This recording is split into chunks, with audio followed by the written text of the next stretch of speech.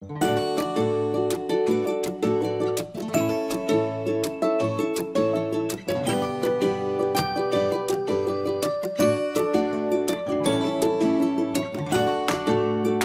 associations des employeurs comme les autres, point d'interrogation. On va commencer avec cette question volontairement un peu provoque avec vous, Olivier. Est-ce que les associations sont des employeurs comme les autres? C'est un vaste sujet parce que d'abord, des employeurs, il n'y en a pas deux qui sont pareils. Donc est-ce que définir un profil d'employeur, c'est difficile? Si on considère qu'un employeur, c'est quelqu'un qui crée une structure avec des femmes et des hommes à l'intérieur et qui est mu par un objectif, on peut dire que oui, les associations sont sur ce modèle et donc on pourrait considérer que les associations sont des employeurs comme les autres.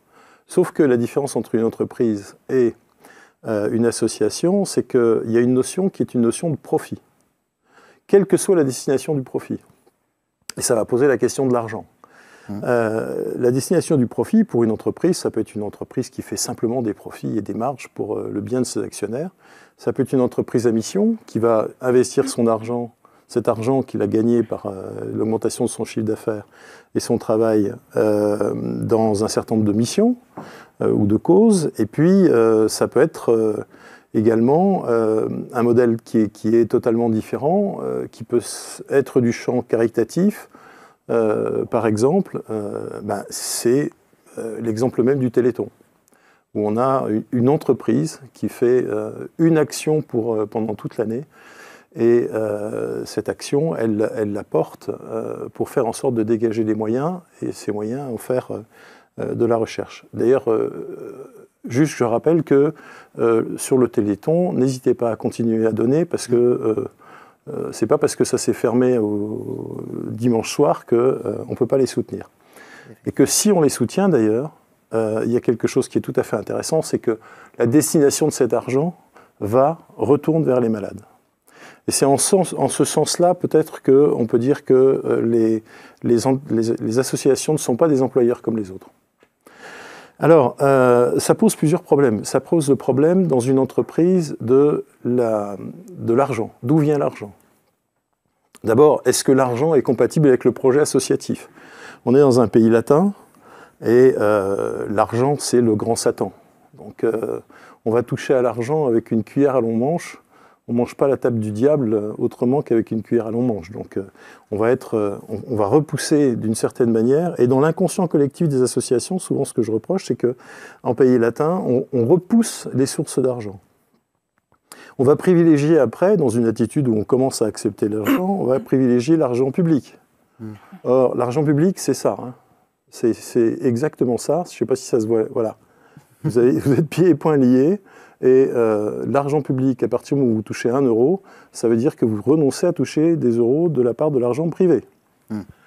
Mais ça veut dire aussi une chose, ça veut dire que vous êtes à ce moment-là influencé et vous avez des liens d'intérêt avec l'État.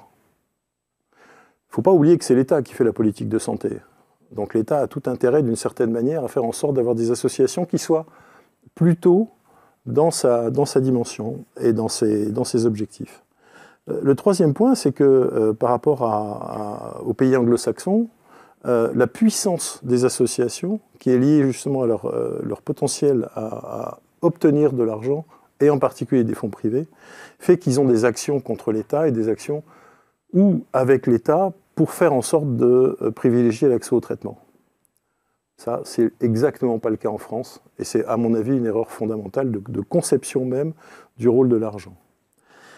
Après, une fois qu'on a parlé de cette question de l'argent, il y a une deuxième question qui est importante. C'est, on ne fait pas une entreprise avec des bénévoles. Ça, je crois qu'on pourra en parler avec Sonia. Faire un projet industriel avec des bénévoles, il y a toujours un moment où ça finit par... on va avoir des questions d'ego, on va avoir des questions d'organisation, on va avoir des questions de croissance du modèle, donc ça va être compliqué. Il faudra trouver des solutions. En tout cas, ce n'est pas un modèle durable. Et le troisième point qui est extrêmement important, c'est une entreprise savant de la compétence. Or, à quoi on assiste le plus souvent? C'est dans les stratégies qui sont des stratégies d'ordre, encore une fois, qui existent en France et dans les pays latins, c'est plutôt le pouvoir de l'affect que la compétence. Il y a très peu d'associations, il y en a quelques-unes comme l'ANDAR par exemple, ou la Fédération française diabétique, qui sont structurées comme étant des centres de compétences, des centres de création de valeur. Parce que la valeur, en fin de compte, d'une certaine manière, ça se vend, ça a une valeur marchande. Que ce soit une valeur marchande financière ou autre, oui, ou de pouvoir. On peut vendre du pouvoir. On peut vendre du pouvoir d'agir.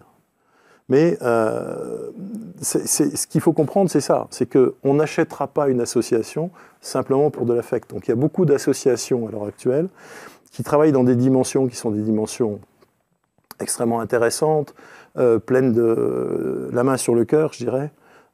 Mais ce modèle-là, je suis désolé, c'est comme les hôtels Dieu à Beaune, c'est fini. C'est-à-dire, c'est pas le modèle de l'hôpital de demain. Et je pense que c'est pas le modèle de l'association de demain. Je pense que ça peut faire réagir, je pense, pour certaines associations qui vont être là. Et peut-être déjà, Sonia, les limites du bénévolat, cet appel aux compétences, le fait de se vendre différemment, comment vous réagissez ? Ben, c'est vrai, je ne vais pas contredire Olivier là-dessus. C'est vrai que les associations ont une obligation qui leur est faite quelque part de se professionnaliser, de par les partenariats que l'on a, que ce soit public ou privé. Tout ça se structure, on est dans un contexte légal contraint, donc on ne peut pas ignorer les façons de faire, etc. Et on ne peut pas non plus maintenant simplement arriver avec notre projet associatif sans avoir aussi une capacité de collaboration avec les différents acteurs du domaine de la santé. Donc c'est là où je te rejoins, on est obligé de développer des compétences et quelque part de vendre un service parce qu'on a développé ces compétences. Et donc comment on sort de cette... pour les associations qui auraient du mal à faire la bascule vers une logique professionnalisée, une logique structurée de compétences, comment on peut faire cette bascule, comment on peut les aider à faire cette bascule ? Il y a quelque chose qui me frappe beaucoup. On fait du mécénat de compétences chez NIL et tous les ans on soutient une association. On va finir par arrêter de soutenir des associations en faisant des appels d'offres. En disant, tiens, si vous avez besoin éventuellement qu'on vous aide sur vous faire vos affaires publiques, ben voilà, pendant un an, on va faire, ça ne vous coûtera rien, on fera vos affaires publiques. C'est extrêmement décevant et le plus souvent inefficace. Ce qui est intéressant quand on travaille avec une association, c'est quand elle a un objectif, un plan stratégique, un PNL, c'est-à-dire un plan financier, et qu'elle sait là où elle va aller, là où elle va investir, combien elle va mettre de moyens humains et financiers dans un certain nombre d'actions, et qu'elle peut exposer tout ça. Donc le premier conseil que j'aurais tendance à donner, c'est de dire, essayez de vous mettre, alors c'est pas besoin de sortir d'HEC pour faire un PNL et tout ça, hein, on peut faire des choses simples sur une table, et on peut aider les associations à structurer ça. Mais le premier point, c'est de savoir où on va, avec quels moyens, avec quelle force, et ce qu'on veut obtenir à la fin. Et ça, malheureusement, souvent, c'est pas fait. C'est pas fait. Dominique, tu fais le même constat ? Mais souvent, les associations, c'est ça. Ça commence par un CDD, et puis petit à petit, on ajoute des couches. Mais au plus on va ajouter de couches, au plus on va avoir besoin d'argent, et au plus on doit développer des compétences pour pouvoir accéder à ça. Et avec toujours cette limite qu'on fait des choses dans le cadre de l'intérêt général, qu'on est limité dans ce qu'on peut facturer en termes de prestations, parce qu'autrement, on devient... si on commence à avoir des activités qui sont considérées comme commerciales, il faut sectoriser. Donc, effectivement, pour bon nombre d'associations, c'est très, très effrayant, en fait, parce qu'on se dit, mais dans quoi on s'engage ? Si on met le pied là-dedans, où est-ce que ça va mener ? Et avec toutes les angoisses que peuvent vivre un dirigeant associatif, un président d'association, parce qu'ils ne sont pas formatés comme les personnes qui créent des start-up ou comme la personne qui crée une entreprise. Parce que là, la volonté, elle est différente. Ici, il faut quand même resituer. On est souvent sur des associations d'intérêt général qui n'ont pas pour objectif de demain rentrer dans le CAC 40. Ça permet de faire un rappel sur ce qu'on avait évoqué dans le précédent webinaire, notamment avec Léa Moukanas et Delphine Hoffman, justement sur cette question-là. Et donc, dans cette logique il faut faire quoi dans cette logique? C'est un milieu concurrentiel également, le monde des associations. On en a parlé un peu en préparant cette émission, avec beaucoup d'obligations. Comment on se structure? Alors vous allez en parler peut-être plus dans la troisième partie, mais peut-être quelques éléments là maintenant déjà. Oui, alors le truc qui est concurrentiel, oui, c'est terrible de dire ça, hein, parce qu'on voudrait que les associations soient un univers hyper collaboratif, où chacun donne un peu aux autres les bonnes recettes, les bonnes idées, les endroits où il ne faut pas aller, etc. Mais malheureusement, oui, comme on est tous tenus par des budgets, que ce dont parle Olivier, cette structuration, cette projection, on a quand même du mal à la faire parce qu'on n'a pas de visibilité justement sur l'année d'après. On est un peu comme la loi de finances, hein, c'est chaque année on remet le couvert, un sujet qu'on connaît bien. Et donc cette difficulté-là de concurrence, elle est là. Donc il y a une enveloppe budgétaire sur un partenaire. Bah, on va éviter de dire à tout le monde qu'il y a eu une enveloppe un peu libérée et on va essayer d'aller la récupérer. Donc ça c'est certain et voilà, on parlait des contraintes. Les contraintes légales sont énormes, mais elles sont énormes, mais c'est bien qu'elles soient là aussi parce qu'elles nous tiennent et elles légitiment aussi certains partenariats. Et voilà, je vais dire un gros mot, les partenariats industriels. On est beaucoup décrié parce qu'on peut avoir des collaborations avec l'industrie. Tout ça est quand même très bien régi par les lois actuelles. Tout ça est légal. Donc ce serait quand même agréable qu'à un moment on arrête de nous traiter comme si tout ça était illégal, comme si on faisait quelque chose de mal. Tout ça est transparent, est déclaré, et cadré. On fait, enfin voilà, pas de promotion de produits, pas de choses comme ça. On fait de l'environnement dans l'intérêt patient.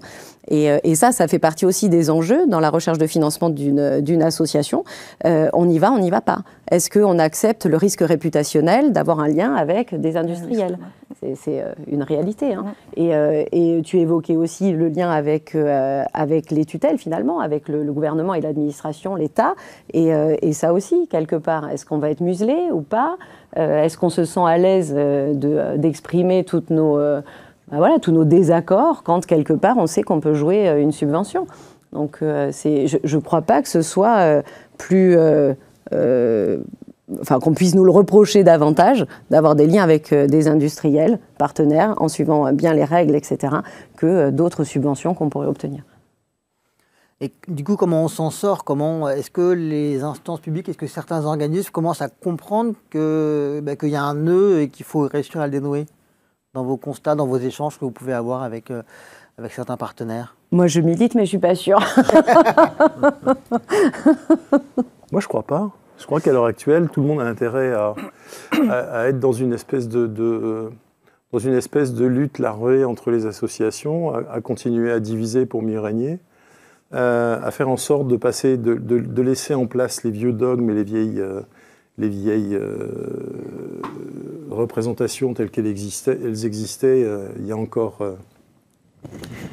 15 ans. Juste avant de passer à la seconde partie de notre échange, vous parliez de limites du bénévolat. Vous faire réagir toutes les deux sur cette notion-là. Jusqu'où peut aller le bénévolat dans votre vision et comment on définit qu'est-ce qui peut être du ressort du bénévole ou pas du bénévole? Peut-être une question un peu piège, mais elle me paraît un peu au cœur du sujet. Pour moi, il y a plusieurs problématiques. C'est-à-dire que être bénévole, c'est formidable, c'est indispensable pour la vie des associations. Maintenant, on ne peut pas tout leur demander non plus, parce qu'être bénévole, ça veut aussi dire que tu as un travail ou alors tu as une maladie et qu'il faut bien que tu la gères aussi avec fatigue, etc. Enfin, à Landar, on a une présidente qui est extraordinaire, qui est dévouée, qui passe un temps colossal, mais si demain elle devait le faire toute seule, ce serait ingérable, ce serait humainement ingérable, parce qu'il y a trop de choses à faire. Après, je vais dire un truc un peu polémique, mais je veux dire, d'avoir une pathologie ne développe pas une compétence, en tout cas au sens organisationnel d'une structure. Ça donne des compétences pour vivre avec la maladie, mais c'est pas pour autant qu'il y a une capacité à gérer une structure, à faire de la gestion de ressources humaines, à faire de l'animation de bénévoles, à être dans la validation de contrats, etc. Donc je pense que la limite du bénévolat, elle se pose un peu sur tout ça. Le temps, l'aptitude physique, je dirais, rapport à la maladie, et aussi les compétences. Dominique? Oui, et puis moi j'ajouterais, il y a aussi le bénévole, c'est quelqu'un qui s'engage sur son temps libre et qui peut du jour au lendemain se dédier pour des choses tout à fait légitimes. Hein. D'ailleurs, on le voit bien, de temps en temps, il y a quelqu'un qui doit venir porter un témoignage, il y a un problème de santé la veille, la personne se fait excuser et personne ne peut lui en vouloir hein, quand c'est un bénévole qui est en même temps un malade. Après, effectivement, je rejoins complètement Sonia, hein, je ne peux pas dire le contraire, il y a tout, avoir une compétence en lien avec la maladie, en lien avec le vécu de la maladie, en lien avec ça peut être aussi en lien avec l'organisation du système de santé, du parcours de soins, etc. Il y a beaucoup de compétences de la part des bénévoles dans le monde de la santé, mais il y a des compétences qu'on a ou qu'on n'a pas de par sa formation. Et là, je rejoins Sonia sur les compétences RH, les compétences juridiques, les compétences organisationnelles, comptables, etc. C'est pas parce qu'on a été malade que tout d'un coup, on devient effectivement qu'on a toutes ces compétences-là. Or, on voit bien qu'aujourd'hui, ces compétences sont nécessaires dans le cadre de la professionnalisation d'une association.